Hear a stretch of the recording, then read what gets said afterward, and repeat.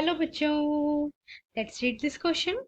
The question says read the information below and answer the question that follow. हमारा question एक paragraph based question है जिसमें हमें नीचे दिए गए पैराग्राफ को रीड करना है और उससे रिलेटेड क्वेश्चन का आंसर करना है. Most of the established democracies face the challenge of expansion.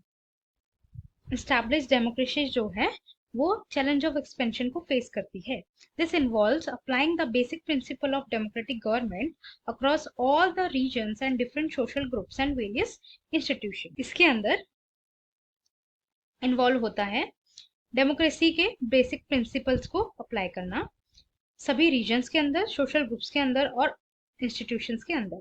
Ensuring greater power to local governments, extension of federal principles to all the units of federation, inclusion of women and minority groups etc. falls under this challenge. और इस challenge के अंदर include किया जाता है local government को power देना, federal principles को फॉलो करना, वुमेन्स को पावर देना, माइनॉरिटीज ग्रुप को जो है पावर देना, ये सभी इसके अंदर आते हैं. This also means that less and less decisions should remain outside the arena of democratic control. इसका मतलब ये भी है कि कम से कम डिसीजन जो है डेमोक्रेटिक कंट्रोल के बाहर रहने चाहिए. Most countries including India and other democracies like the USA face this challenge. और बहुत सारी डेमोक्रेटिक कंट्रीज जो हैं इस चैलेंज को फेस करती है, चाहे वो इंडिया हो फिर चाहे वो यूएस हो.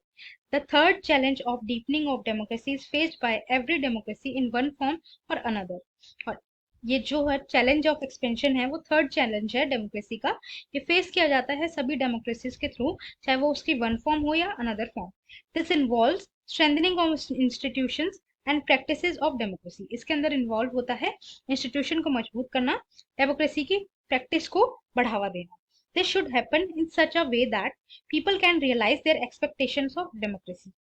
लोगों को जो है डेमोक्रेसी से अब एक्सपेक्टेशंस होने लगी है, but ordinary people have different expectations from democracy in different societies.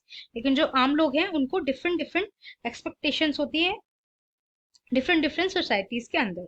Therefore this challenge takes different meanings and paths in different parts of the world. इस वजह से इस चैलेंज का जो है डिफरेंट मीनिंग है, डिफरेंट पाथ्स है ऑल ओवर द वर्ल्ड में. In general terms it usually means strengthening those institution that helps people's participation and control. General term में हम देखें इसका मतलब ये होता है कि ऐसे इंस्टीट्यूशंस को मजबूत करना जिससे लोगों का पार्टिसिपेशन और कंट्रोल ज्यादा बढ़े डेमोक्रेसी के अंदर. This requires an attempt to bring down the control and influence of rich and powerful people in making governmental decision. ये तभी हो सकता है जब गवर्नमेंट के डिसीजंस के अंदर रिच लोगों का, पावरफुल लोगों का जो है इन्फ्लुएंस कम हो. आइए अपना क्वेश्चन देखते हैं. Who faces the challenge of expansion. कौन जो है चैलेंज ऑफ एक्सपेंशन को फेस करता है. Option A, most of the kings face the challenge of expansion. Option B, most of the established democracies face the challenge of expansion. Option C, most of the established forests face challenge of expansion. D, most of the established houses face the challenge of expansion. आइए अपना answer देखते हैं. Answer is option number B, most of the established democracies faces the challenge of expansion. कौन जो है expansion को face करता है, चैलेंज ऑफ एक्सपेंशन को, वो है डेमोक्रेसीज. सभी डेमोक्रेसीज जो हैं इस चैलेंज को फेस करते हैं. India and USA face this challenge. और इंडिया ने और यूएसए ने भी इस चैलेंज को फेस किया है. और ये जो चैलेंज है, चैलेंज ऑफ एक्सपेंशन, ये थर्ड चैलेंज है डेमोक्रेसी का. Right. So our answer is option number B, most of the established democracy face the challenge of expansion.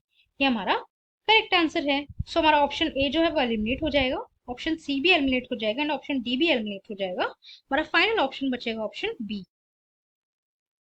Right. I hope you understood. Thank you and best of luck.